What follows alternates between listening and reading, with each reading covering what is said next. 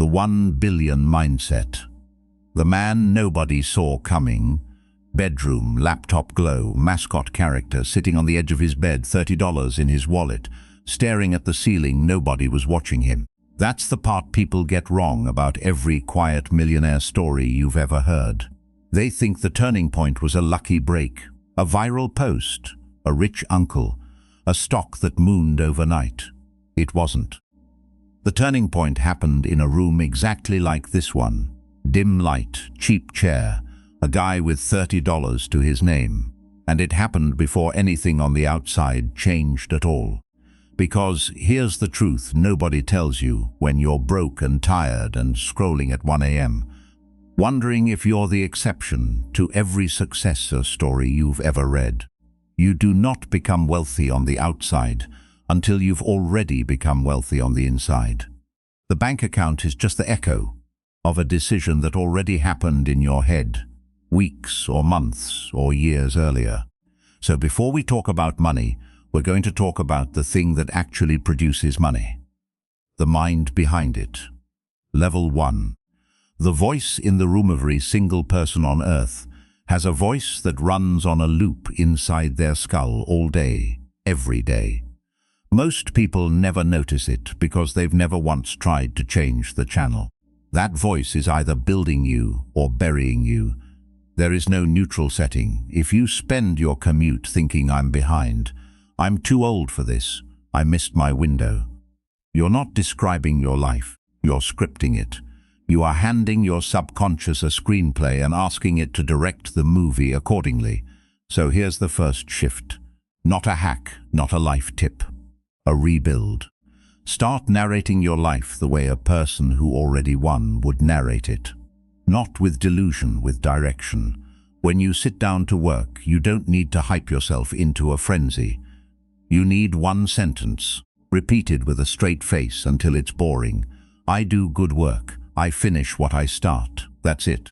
Say it enough times without irony, and your nervous system stops treating it as a lie and starts treating it as a fact to be maintained.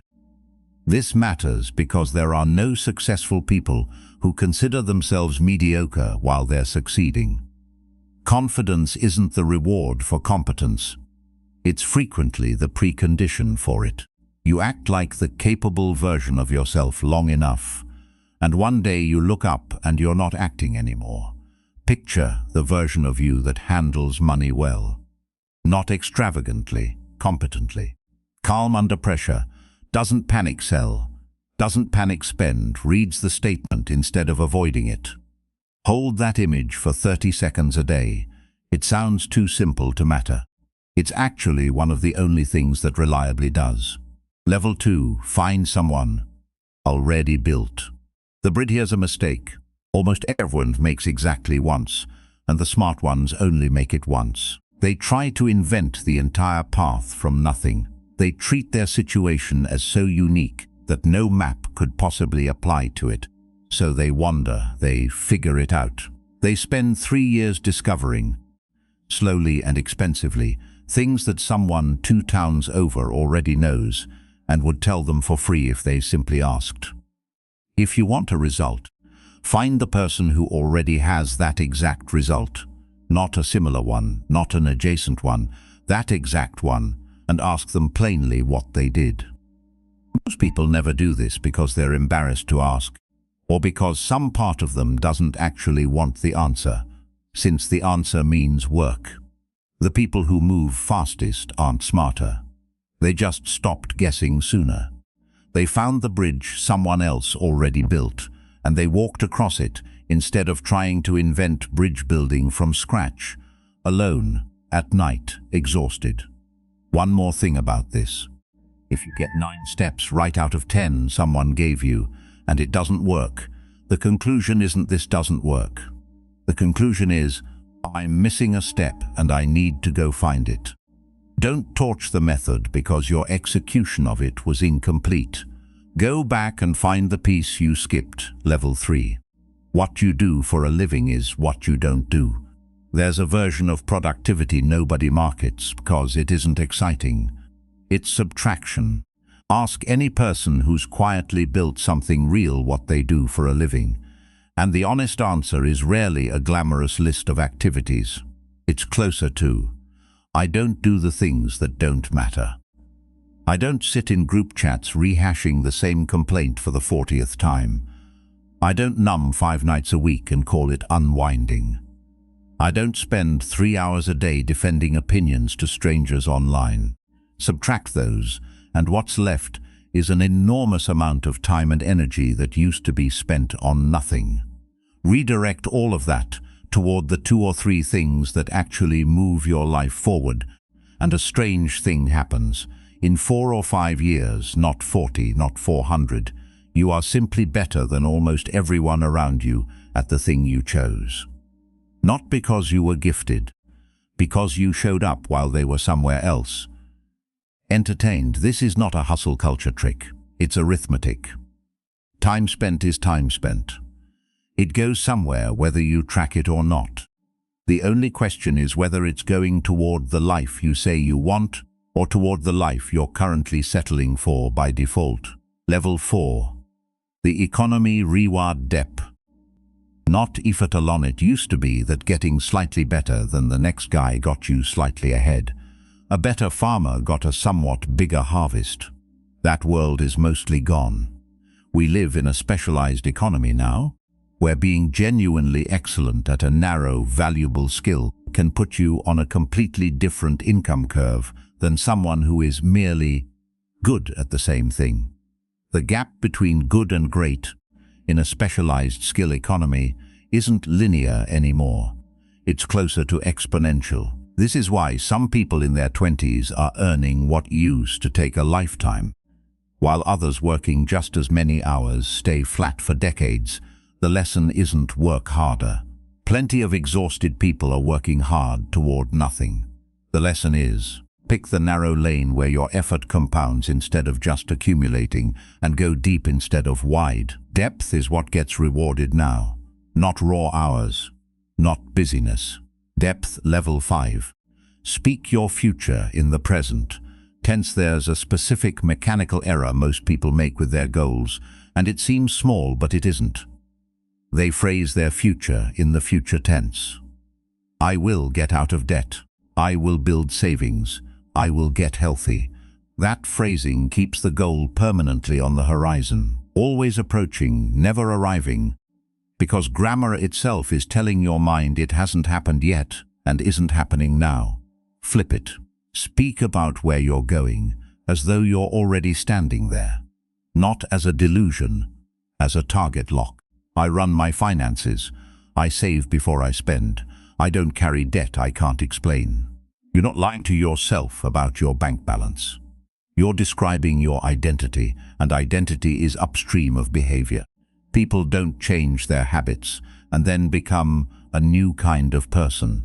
They decide who they are, and the habits show up afterward to keep the story consistent. Try it for a week. Not someday I'll be disciplined with money. Just, I am disciplined with money. Watch how many small decisions during that week quietly rearrange themselves to match the sentence. Level. Negativity is a test, not of the moment you try to build something outside the ordinary. A business, a skill, a different life than the one people expected of you. Resistance shows up, guaranteed. Family members with concerned faces, friends with just looking out for you energy, strangers online with nothing better to do. None of that negativity is actually about you. It's rarely even about your idea. It's a mirror held up to their comfort with staying where they are. People who haven't moved get uneasy watching someone else move because it quietly raises a question about their own choices that they'd rather not sit with. Your job is not to argue with that mirror. Your job is to convert whatever friction it produces into fuel. Someone doubts you. Fine, that's information you can use, not a verdict you have to accept. The people who actually become unstoppable are the ones who learn to turn resistance into forward motion, instead of letting it become a reason to stop. And sometimes the right move isn't converting the negativity at all. Sometimes it's just walking away from whoever's producing it, without a debate, without a defense, without owing anyone a 3-paragraph explanation for why you're allowed to want more. You don't need to win the argument. You need to protect your peace and keep moving. Level 7. Become an unreasonable optimist. Optimism gets dismissed as naive, but look closely at people who've actually built something, and you'll find almost all of them share a specific, almost stubborn kind of optimism. Not the kind that ignores problems, the kind that assumes problems are solvable.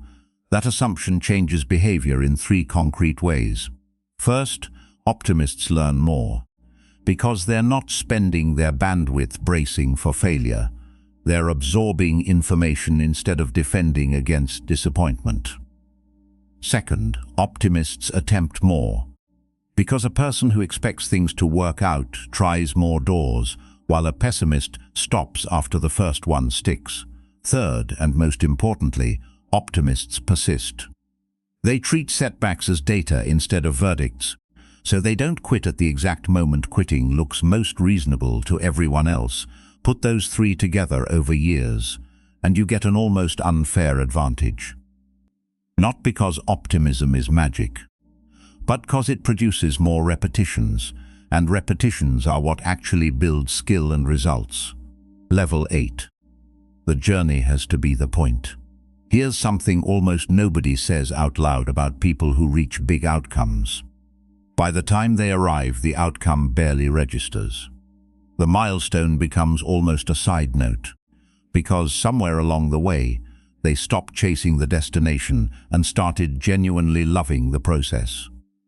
The daily grind of being not good at something, failing at it, getting slightly less bad, and doing it again tomorrow. This isn't a nice-sounding platitude. It's a practical survival mechanism. If your only source of satisfaction is the finish line, you will burn out long before you reach it, because finish lines for anything worthwhile are years away, and human motivation doesn't hold up well over years of pure deferred gratification. But if you can find a way to actually enjoy Tuesday's unglamorous rep, the cold email, the extra hour of practice, the boring spreadsheet, then the milestones stop being the thing keeping you going and start being a pleasant byproduct of a life you already enjoy living. That shift, from I'm suffering toward a reward to I like this process, is one of the most underrated turning points in anyone's story. Level 9. Discipline and persistence are the same. Muscle people talk about discipline and persistence like they're different traits. They're not. They're the same muscle viewed from 2 angles. Discipline is what makes you do the thing today. Persistence is what makes you keep doing it after today stops being novel. Every time you show up when you don't feel like it, you're not just completing a task, you're making a small deposit into your own self-trust. And self-trust compounds in a very specific loop. The more you follow through on what you told yourself you'd do, the more you respect yourself. The more you respect yourself, the easier discipline becomes. The easier discipline becomes, the more you follow through. Around and around, until eventually you reach a point where quitting isn't even a live option in your mind anymore. Not because you're superhuman, but because you've built enough evidence, one small kept promise at a time, that you're simply not the type of person who quits. That loop is available to anyone. It doesn't require talent, it requires reps. Level 10. Cause and effect doesn't care about your excuses. Underneath everything, the mindset, the habits, the goals, sits one law that governs all of it, whether you acknowledge it or not. Every effect in your life traces back to a specific, identifiable cause. Nothing you're currently experiencing, good or bad, arrived by accident. Struggling financially isn't bad luck falling on you from the sky. It traces back to specific decisions, specific inputs, specific patterns repeated over specific months, and the useful part of that fact isn't guilt, it's leverage. If you can trace the effect back to its cause, you can change the cause. And changing the cause is the only thing that reliably changes the effect. Most people spend their whole lives staring at the output, the bank balance, the body, the relationship, trying to will it into being different, while completely ignoring the input that's actually producing it. You cannot control the output directly. You can only control the input, and trust that the output follows, the same way it always has, the same way it always will. So the actual question worth asking isn't, when will I be successful? It's what specific inputs is a successful version of me putting in every day that I am currently not.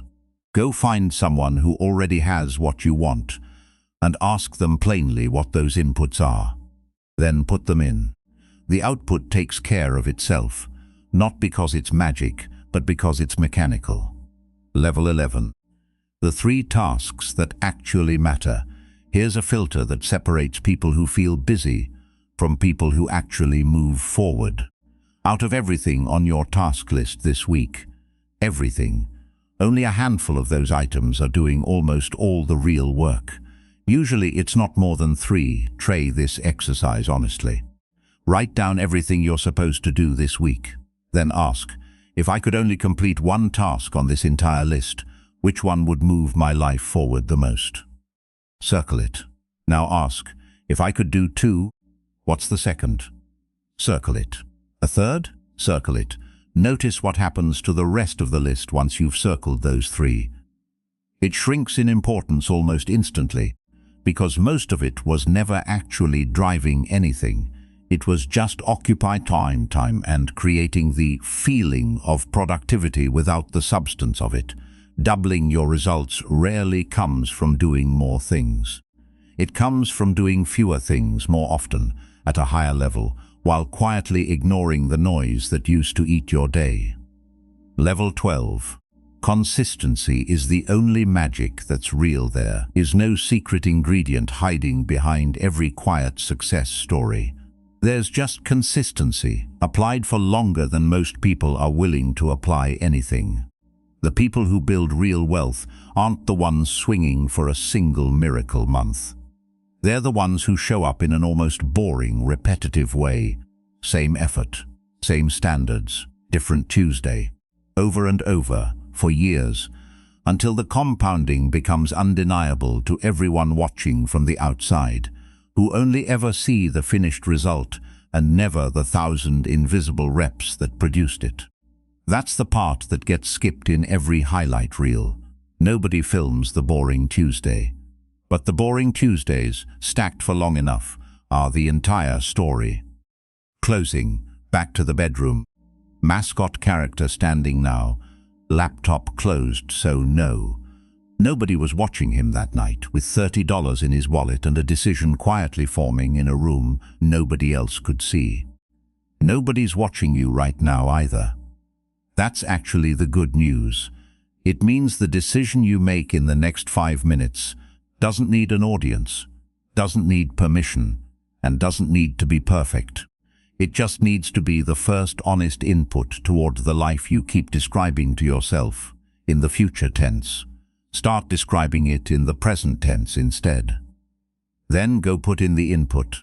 The output was never actually the hard part.